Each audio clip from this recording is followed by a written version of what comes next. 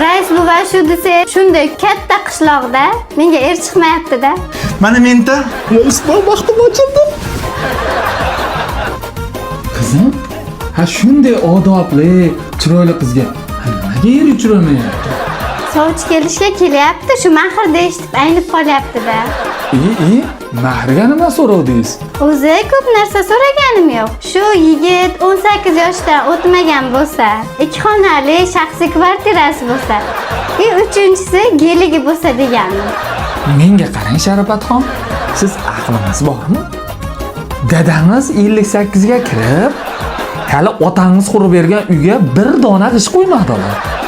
Siz 18 yosh boladan kvartira talab qilyapsizmi? Dadangiz o'zi gelik tugul, velikni o'zini puliga olganmi?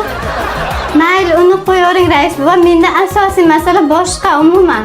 O'zimni yuksak fikrlarimni, tajribalarimni ijtimoiy tarmoqlarga joylamoqchiman. Shunga nima deysiz? Men bugun yo ertaga arizamni yozaman.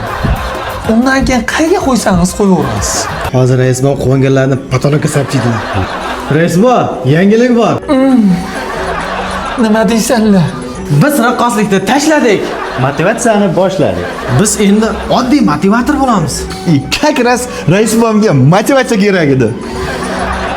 Tur, harakat qil, ishla. Shunda Xudoyim senga ham beradi.